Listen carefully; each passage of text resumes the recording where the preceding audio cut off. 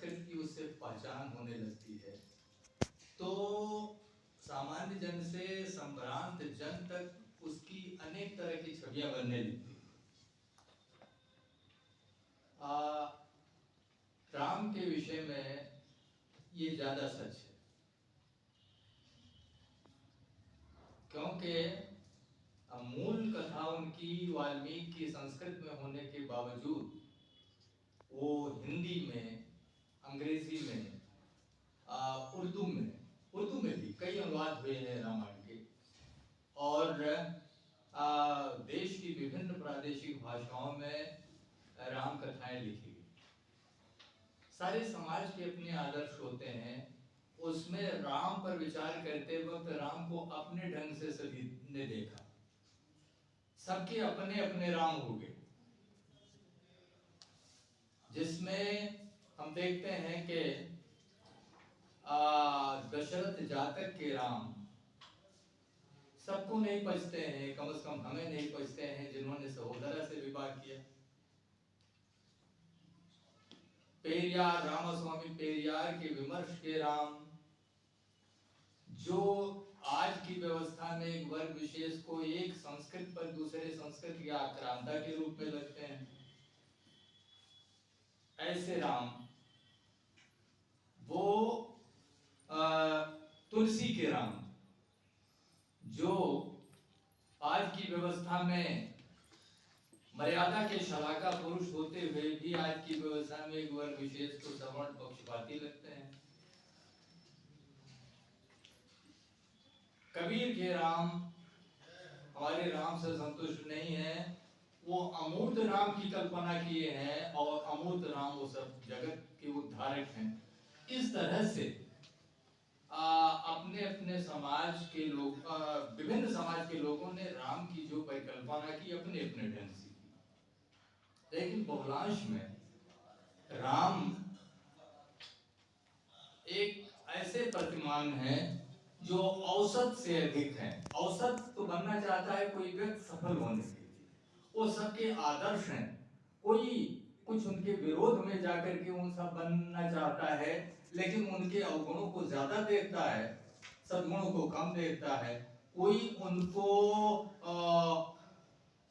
पुरुषोत्तम थे ऐसा भी मानने को तैयार नहीं, वो परमात्मा मानता है। तो उनके मनुष्य से परमात्मा स्वरूप तक की यात्रा में राम के विभिन्न स्वरूप विभिन्न संस्कृत समाज ने गढ़े हैं अपने ढंग से। जहां तक धर्म की बात है, वो धर्म आप जानते हैं कि काल और देश सापेक्ष होता है। बात की बात है जिन्होंने आपने सुना होगा, अन्य अन्य कृत युगे धर्म क्रेता अत्रेतायाम द्वापरे परे अन्य कल युगे धर्म। विभिन्न युग में अलग अलग धर्म है।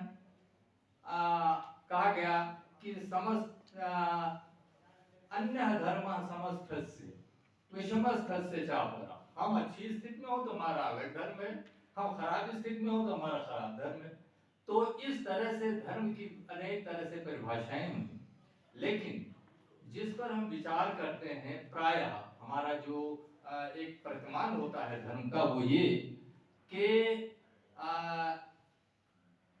देश काल सापेक्ष, लेकिन एक आदर्श मानव के सारे सद्गुणों के समवाय को, और सद्गुणों ही नहीं, सद्गुणों का जो उसका धर्माचरण है उसके समवाय को हम धर्म कर लेते हैं। थोड़ी सी बात मैं धर्म पर बहुत कुछ न कह करके, फिर भी चूंकि रामायण उत्तर वैदिक काल की रचना है, इसलिए मैं जैमिनी की पूर्व मीमांसा के धर्म की परिभाषा को थोड़े में कहूं कि जो मानते हैं कि वेद विहित जो आचरण है जिनसे कि सुख की या स्वर्ग की प्राप्ति होती है, या मैं इसलिए कह रहा हूं कि ये विभिन्न मत हैं कि पहले संपूर्ण सौख्य को ही माना जाता था, बाद में परलोक की कल्पना हुई, परलोक के सुख तक की बात चली, तो जिससे सुख का लाभ हो।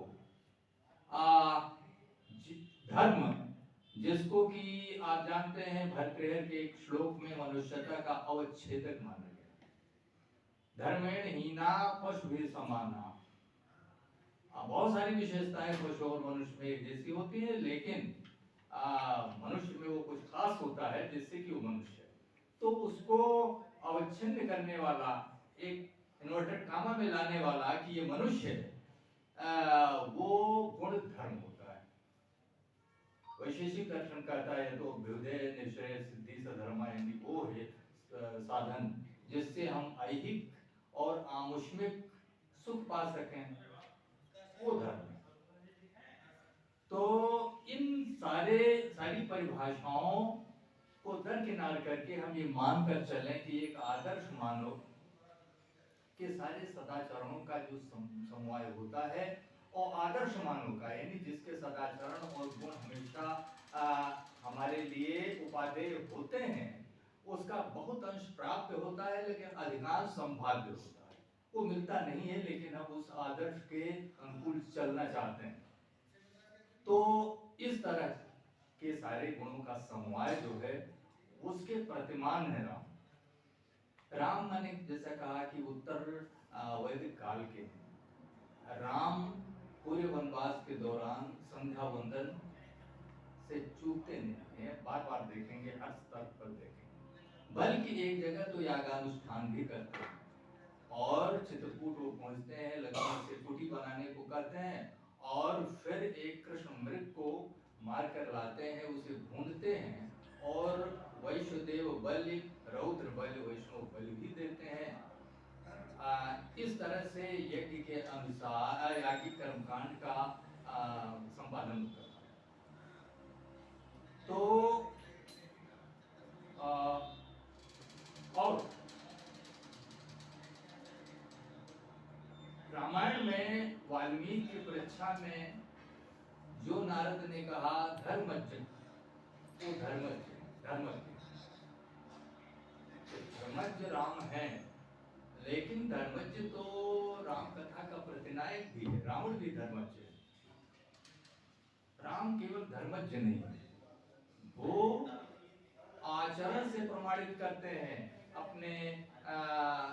अपनी धर्म, वो धर्मनिष्ठ हैं, इसका प्रमाण अपने आचरण से देते हैं। क्योंकि इसीलिए आचार्यों ने कहा आचार परमो धर्म, या आचारहीन न पुनन्ति वेदा।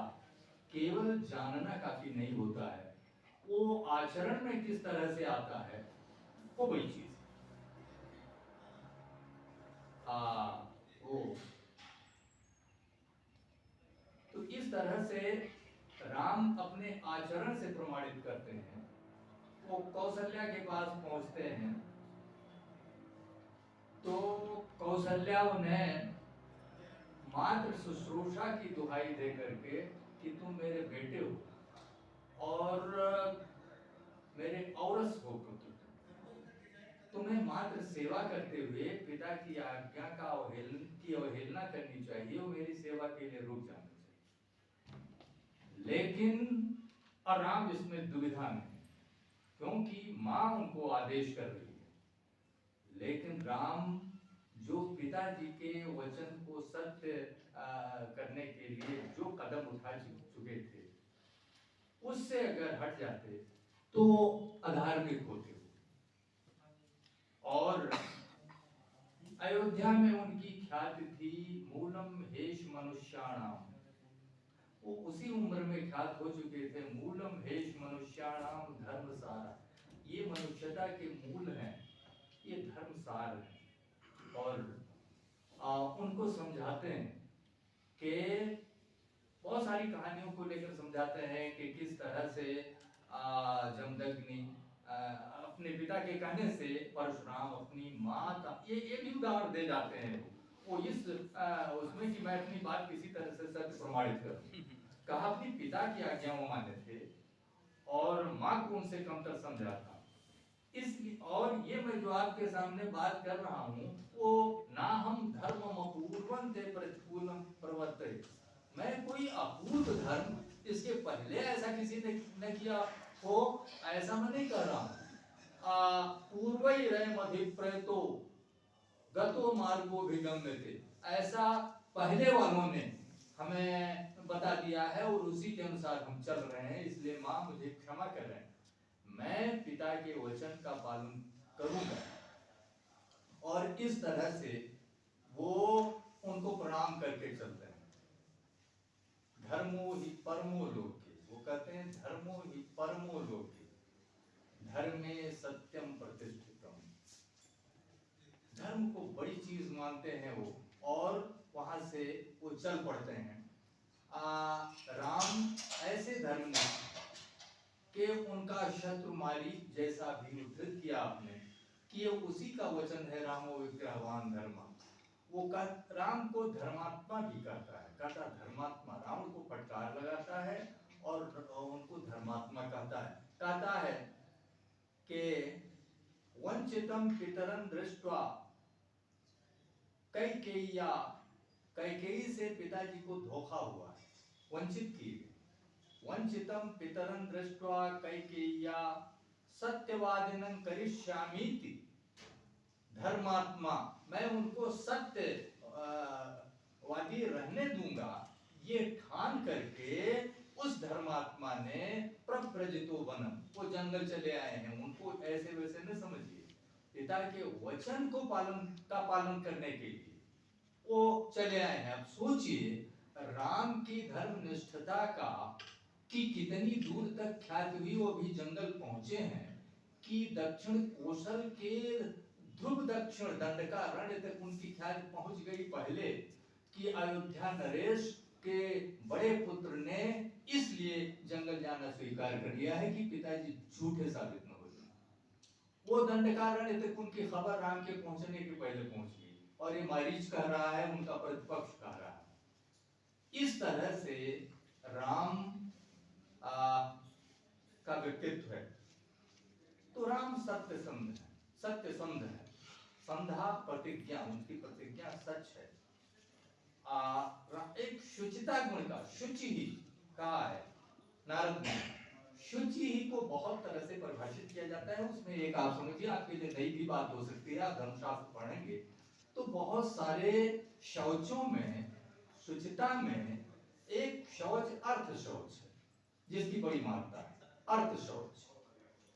और उस अर्थ शौच की कसौटी पर भी राम खरे हैं। वो जब कैकेयी से मिलते हैं तो कैकेयी को शक है पहले कि शायद ये मेरे पास आए हैं तो ये कि मेरी राय बदल जाए। लेकिन बातचीत के आरंभ में वो कह लेते हैं कि ना हम अर्थ परो देवी, मैं अर्थ परक नहीं हूं, ना हम अर्थ परो देवी, लोक मां वत्सु, लोक मां वस्तु मुझसे, इस संसार में अर्थ पर होकर के मैं नहीं रहना चाहता। इस तरह से वो अर्थ के बारे में अपनी आत्मा को पवित्र रखना उन्हें बखूबी आता है। ऐसे राम लक्ष्मण को समझाते हैं। जब भरत मिलने आते हैं जंगल में राम से, उस समय बहुत सारे फौज के साथ में, भीड़ के साथ में, उनको दूर से लक्ष्मण आता देख करके और रुष्ट होते हैं कि यहाँ भी हमारी तलाश करते हुए तो नहीं आ रहे हैं, और कि मिटा ही दिया जाए, बाद में लौट कर राज ने मिले उनको। तो फिर वो बहुत तैश में आते हैं, और उस जगह वक्तव्य लक्ष्मण का पढ़ने लायक है। तो वहां भी राम उनको समझाते हैं और कहते हैं कि ना हम इच्छामि नहीं क्षाम्य धर्मेण शक्रत्वम अपि लक्ष्मण।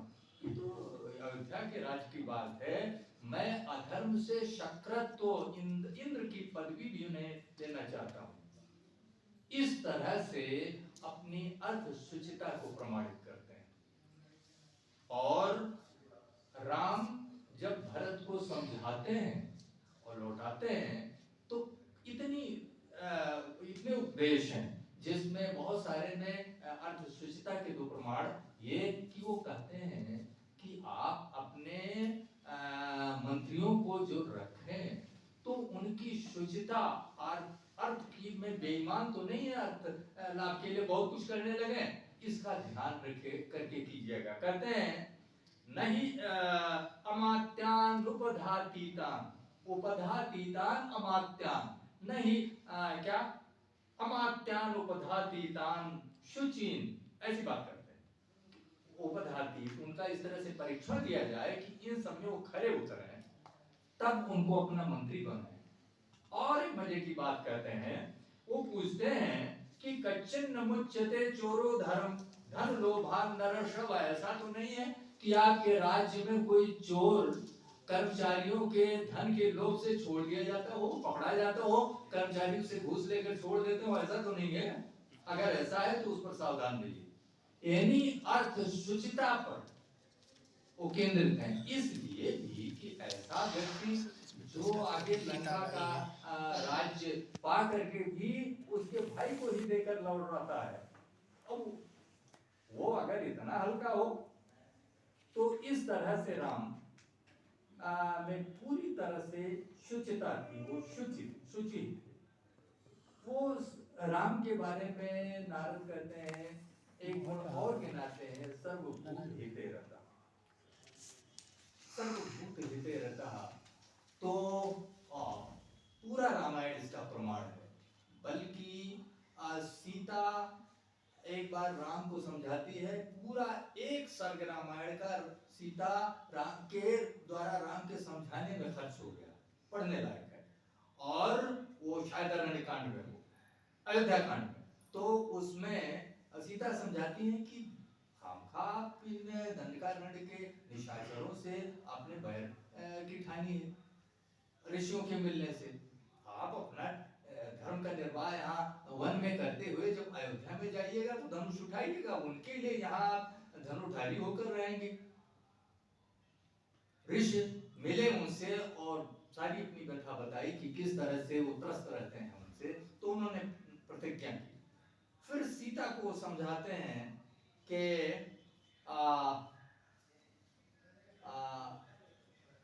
क्षत्रियेण धार्यते शस्त्रम नार्थ शब्दो भवेदिति। मैं क्षत्रिय हूं और क्षत्रिय शस्त्र धारण करता है इसलिए कि कहीं आर्त सुर न सुने। वो हमारे पास आए, मुझे उनके पास जाकर के मैं दंडकारण्य आ गया हूं तो हालचाल लेनी चाहिए। वो मेरे पास आए हैं और अपनी व्यथा कर रहे हैं, मैं उनके पक्ष में न खड़ा हूं और किसी तरफ नहीं मानते हैं। और फिर वो दोहराते हैं वो कि मैं और तो और मैं पूरा राज्य, कहते हैं सीते क्या सलक्ष्मणाम त्वाम, मैं तुमको लक्ष्मण सहित सबको मैं छोड़ सकता हूं, लेकिन जो मैंने वचन दिया है और ऋषियों को मैं छोड़ नहीं सकता। ऐसा करते हुए वो आर्त स्वर्ग से अभिभूत होकर ऋषियों के इस तत्पर रहते हैं। इस तरह से वो लोक या हित प्रजा हित में तत्पर थे। भले बहुतों का कहना है कि उत्तर भाग राम कथा का वो प्रक्षिप्त है, वो प्रक्षिप्त न प्रक्षिप्त हो, क्योंकि दिंगनान से लेकर इधर भवभूत तक ने उस पर बहुत कुछ लिखा है, तो वो सही हो कि सीता का निर्वासन किया उन्होंने। किस लिए किया? वो सीता से कहते हैं स्नेहं दयांच सौख्यं च यदि वा जानकी क्या आराधनाय लोकस्य, लोक की आराधना